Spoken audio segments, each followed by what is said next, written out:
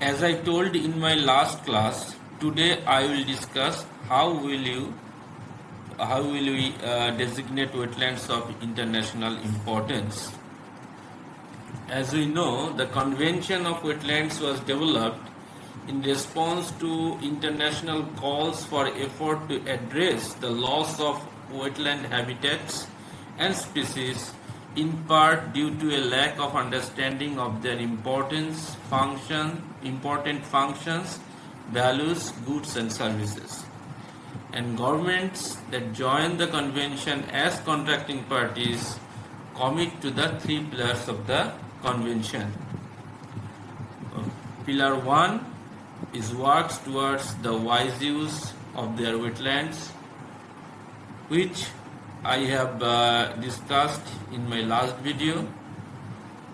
Pillar 2, designating wetlands of international importance, that is Ramsar site, which I are going to discuss today. And Pillar 3, that is international cooperation.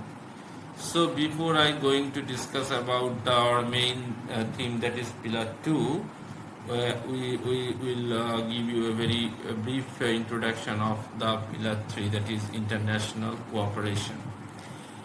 Actually, যদি কোনো wetland এমন হয় যে সেটা একটা contracting পার্টির boundary ছেড়ে গিয়ে এক দুই বা ততোধিক কন্ট্রাক্টিং পার্টির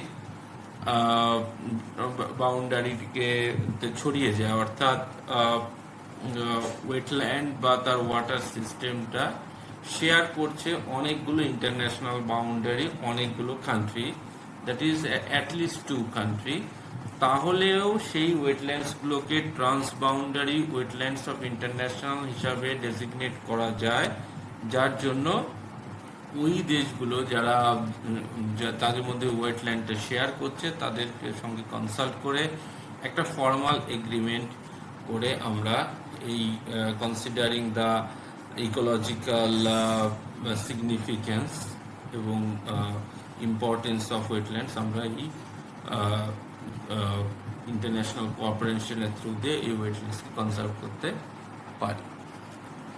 তো আজকে আমরা আমাদের মূল থিমে পৌঁছালাম, অর্থাৎ ডেজিগনেটিং ওয়েটল্যান্ডস অফ ইন্টারন্যাশনাল ইম্পর্টেন্ট।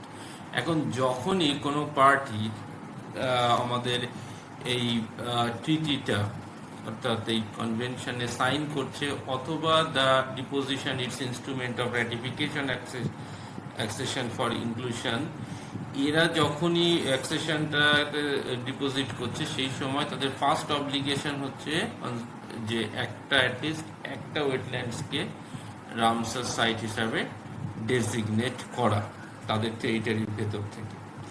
এবং এই ডেজিগনেট করতে গেলে যে ওয়েটল্যান্ডকে আইডেন্টিফাই করতে হবে, অর্থাৎ কোন ওয়েটল্যান্ডটাকে আমি ডেজিগনেট করব, তার জন্য কন্ট্রাক্টিং পার্টিরা 9টা স্পেসিফিক ক্রাইটেরিয়া তৈরি করেছেন, যে এই 9টা ক্রাইটেরিয়ার মধ্যে at least one of which must be met, at least একটা ওই ওয়েটল্যান্ডসে থাকতে হবে। এখন এই রকম যে 9টা ক্রাইটেরিয়া রয়েছে তাদেরকে আমরা মূলত দুটো ভাগে ভাগ করতে পারি, একটা group A and group B. Group A তে শুধুমাত্র ক্রাইটেরিয়া 1ই থাকবে এবং গ্রুপ বির মধ্যে বাকি 8টা ক্রাইটেরিয়া থাকবে। এই যে 8 রকম ক্রাইটেরিয়া গ্রুপ বির মধ্যে রয়েছে, অর্থাৎ গ্রুপ বিটা হচ্ছে বেসিক্যালি কনজার্ভিং বায়োডাইভার্সিটির উপর, অর্থাৎ বায়োডাইভার্সিটির উপরে রয়েছে 8টা ক্রাইটেরিয়া, আর representative rare and unique wetlands type সেটার উপরে একটা ক্রাইটেরিয়ান রয়েছে, ক্রাইটেরিয়ান 1। এবারে যে 8টা ক্রাইটেরিয়া যেটা বায়োডাইভার্সিটি কনজারভেশনের উপরে রয়েছে, তার মধ্যে আবার 3, 2, 2, 1 এই হিসাবে ভাগ রয়েছে। প্রথম 3টে দ্যাট ইজ ক্রাইটেরিয়া 2, 3 এবং 4, সেগুলো based on species and ecological communities এর উপরে, এবং criteria 5 and 6 based on water birds, criteria 7 and 8 based on fishes, এবং ক্রাইটেরিয়া 9 আদার টেক্সা উপরে রয়েছে। এবার আমরা যদি এক এক করে ক্রাইটেরিয়াগুলো একটু দেখি, ক্রাইটেরিয়া 1 হচ্ছে a wetland should be considered internationally important if it contains a representative, rare or unique example of a natural or near natural wetlands type found within the appropriate biogeographic region. East Kolkata wetlands is an example of this criteria 1. Criteria 2 তে বলছে wetland should be considered internationally important if it supports vulnerable, endangered or critically endangered species or threatened ecological communities. Criteria 3 যেটা রয়েছে আমাদের species and ecological communities এর উপরে, যে if the wetland should be considered international importance if it supports population of plants and or animal species important for maintaining the biological diversity of a particular biogeographical region. And criteria 4 is wetland should be considered internationally important if it supports plants and or animal species at a critical stage of their life cycle and provides refuge during adverse condition. এবারে যে next যেটা রয়েছে, যেটা আমাদের water বার্ডসের উপরে base করে রয়েছে, যে 5 এবং 6 নম্বর, সেটা হচ্ছে যে if it regularly supports 20,000 or more water birds, একটা সিঙ্গেল ওয়েটল্যান্ড যদি 20,000 or more water birds support করে তাহলে তাকে কনসিডার করা যেতে পারে অ্যাজ রামসার সাইট। এবং ক্রাইটেরিয়া 6 এ বলছে যে wetland should be considered internationally important if it regularly support 1% of the individuals in a population of one species or subspecies of water birds. আর নেক্সট হচ্ছে আমাদের ক্রাইটেরিয়া 7 যেটা বেসড অন ফিশ। ক্রাইটেরিয়া 7 এ রয়েছে, যেমন এটাকে ইম্পর্টেন্ট রামসার সাইট বলতে পারি if it support a significant proportion of indigenous fish subspecies, species or families, life history stages, species interaction and or population that are representative of wetland benefits and or value or and thereby contribute to global biological diversity. Criteria 8 if it is an important source of food for fishes, spawning ground, nursery and migration path on which fish stock either within the wetlands or elsewhere depend. এবং আমাদের last criteria যেটা fish এবং water bird বাদ দিয়ে অন্য আদার ট্যাক্সের উপরে, যে wetland should be considered internationally important if it regularly supports 1% of the individuals in a population of one species or subspecies of wetland dependent non-avian wetland species. তো contracting party এই একটা ওয়েটল্যান্ডকে designate করার পরেও তারা বেসড অনেক ক্রাইটেরিয়ার উপরে একের পর এক অনেক যতগুলো ইচ্ছা ওয়েটল্যান্ড সাইট ডেজিগনেট করতে পারে এবং তাদের জন্য ওই ওয়েটল্যান্ডের একটা রামসার ইনফরমেশন শিট কে সাবমিট করতে হবে through Ramsar site information submits.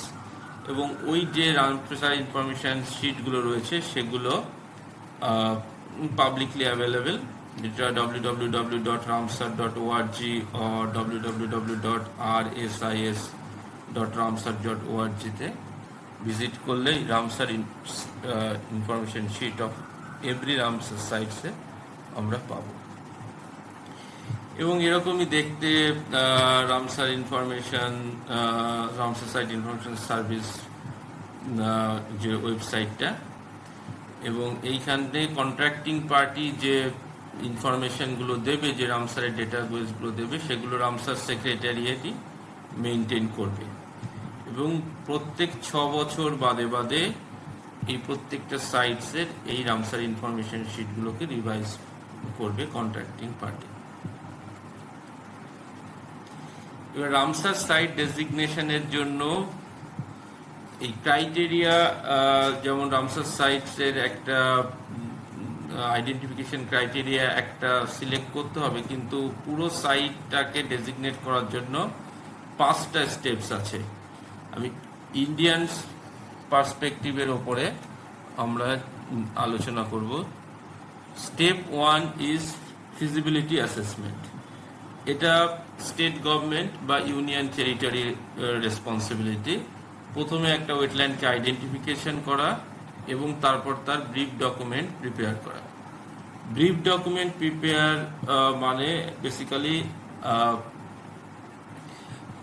ওয়েটল্যান্ডের biodata, অর্থাৎ ওয়েটল্যান্ডটা কোথায় রয়েছে, তার সাইজ, এরিয়া, ওয়াটার সোর্স কী করে থাকে, ওয়াটার কোয়ালিটি, এরকম বিভিন্ন রকমের ইনফরমেশন, তার ম্যাপ তৈরি করা, এবং ওখানে অন্য কি থ্রেটস রয়েছে, কি প্রিভিলেজ রয়েছে ওখানে, এরকম কিছু ইনফরমেশন রয়েছে, সেগুলোকে জট ডাউন করে এই ব্রিফ ডকুমেন্টস প্রিপেয়ার করতে হয়।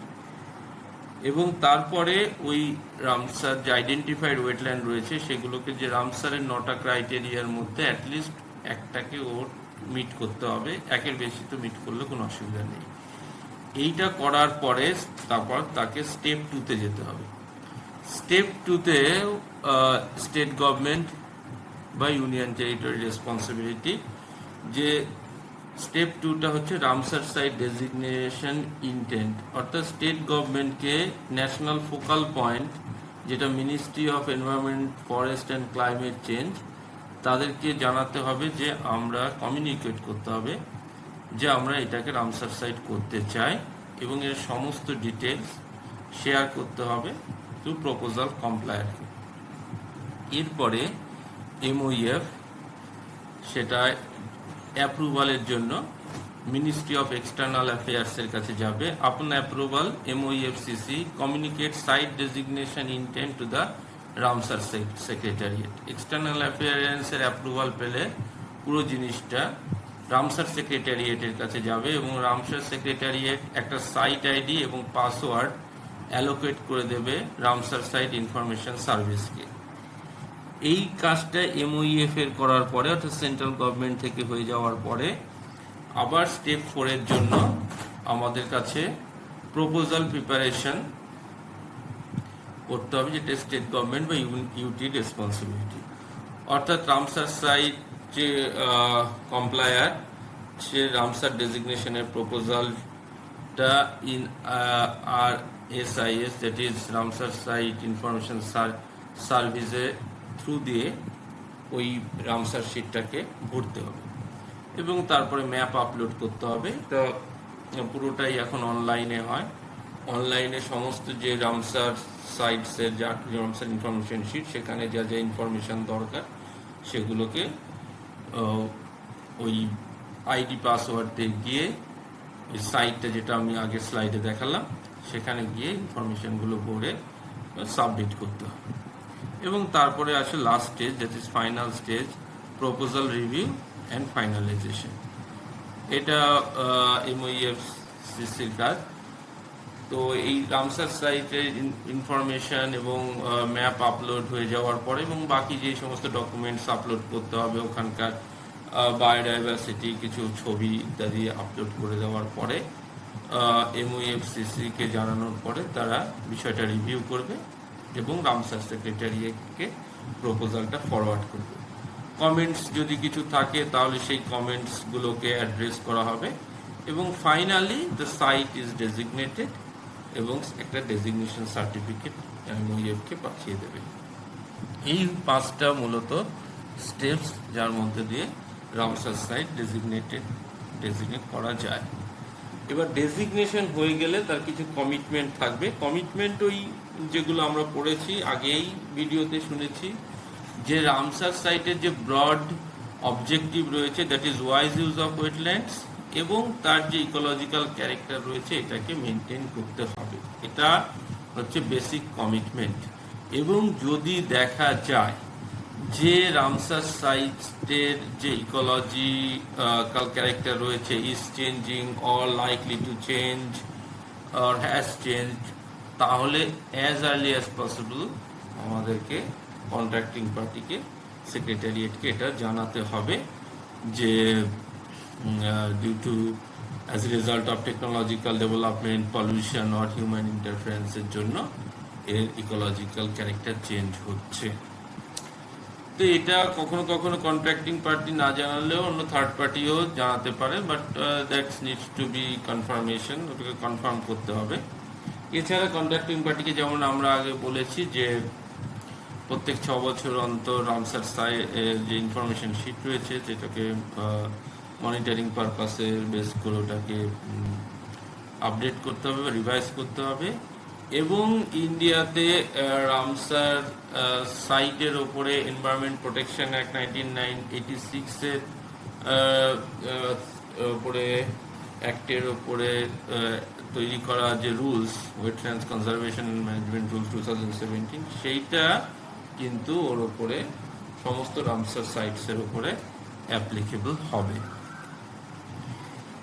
এরপরে আমরা দেখব যে যদি দেখা যায় যে কোনো সাইটসে এরকম চেঞ্জ হয়েছে, যেমন আমরা আগে বলেছিলাম আজ পার আর্টিকেল 3.2 যে কন্ট্রাক্টিং পার্টি কনফার্ম করে যে চেঞ্জ হয়েছে ইকোলজিক্যাল ক্যারেক্টারে, তাহলে কিন্তু আমাদের সেক্রেটারিয়েট ওই সিচুয়েশনের ওপরে যতক্ষণ না ইস্যুটা সলভ হবে ততক্ষণ অবধি ওই ইস্যুটার উপরে ক্লোজলি ফলো করবে। কারণ ওই একটাই যে ecological character is of a site is fundamental. Its description is an essential part of the designation process and it is maintained through management and monitoring actions. Threats to sites can cause a change in their ecological character, and the convention has procedure and measure to respond to such changes. এবং এই যে procedure আর measurement রয়েছে তার মধ্যে একটা হচ্ছে এই মন্ট্রেক্স record. এটা একটা রেজিস্টার। এইখানে যদি দেখা যায় যে due to technological development, pollution বা আদার হিউম্যান ইন্টারফারেন্সের থ্রু দিয়ে কোনো ওয়েটল্যান্ডসে একটা পোটেনশিয়াল রিস্ক থাকে, তাহলে কিন্তু তাকে এই রেকর্ডের মধ্যে লিস্ট করা হয়, অর্থাৎ মন্ট্রেক্স রেকর্ডের মধ্যে নিয়ে আসা হয়। এর মধ্যে মন্ট্রেক্স রেকর্ডের মধ্যে ইনক্লুশন মানে এই নয় যে ওয়েটল্যান্ডসটা ব্ল্যাক লিস্ট হয়ে গেল কি রেড লিস্ট হয়ে গেল। The main intention হচ্ছে যে priority action to be taken for management of these wetlands so that further deterioration is prevented and site is restored to good ecological health. এবার আমি যে সাইট ভিজিট করেছি Ramsar সাইটসে, তখন দেখেছি যে আমাদের যে all over the world 2473 wetlands রয়েছে, তার মধ্যে 45 wetlands are under this Montrex record, এবং 75 যে ইন্ডিয়ান ওয়েটল্যান্ডস রয়েছে তার মধ্যে দুটো, একটা কোলাডিও ন্যাশনাল পার্ক ইন রাজস্থান 1990 থেকে মন্ট্রেক্স রেকর্ডে রয়েছে, অ্যান্ড লোকটাক ইন মণিপুর 93 থেকে মন্ট্রেক্স রেকর্ডের মধ্যে রয়েছে। কিন্তু চিল্কা ওখান থেকে বেরিয়ে এসছে কারণ after successful restoration and recommendation of the Ramsar advisory mission in 2002। তো রামসার অ্যাডভাইজারি মিশনও একটা রাস্তা, যারা যদি আমরা দেখি যে কোনো একটা ওয়েটল্যান্ডসের ইকোলজিক্যাল ক্যারেক্টার চেঞ্জ হচ্ছে, সেই অবস্থাতেও আমরা সেক্রেটারিয়েটকে বলতে পারি যে একটা রামসার অ্যাডভাইজারি মিশন অর্গানাইজ করার জন্য। ইভেন মন্ট্রেক্স রেকর্ডে আসার পরেও আমরা বলতে পারি যে একটা অর্গানাইজ করার জন্য রামসার অ্যাডভাইজারি মিশন, এবং সেখানে secretary together with national authority and according to the agreed operational guidance, organize a small team of experts to visit the site, consult local stakeholders, authorities, and produce a report with concrete recommendation. তো এই recommendation যেগুলো মূলত mission পাঠায় সেগুলো implement করা যায় এমন রেকমেন্ডেশনই ওরা পাঠাবে, এবং এটা একটা এগ্রিমেন্টের মানে দুপক্ষের এগ্রিমেন্টে অথরিটিস কনসার্ন সবার মধ্যে একটা এগ্রিমেন্টের থ্রু দিয়েই এই অ্যাডভাইজারি মিশন তার রেকমেন্ডেশন দেয়।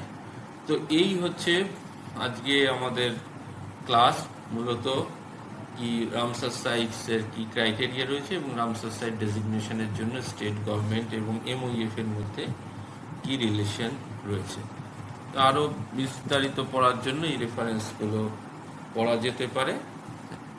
Thank you for watching this video.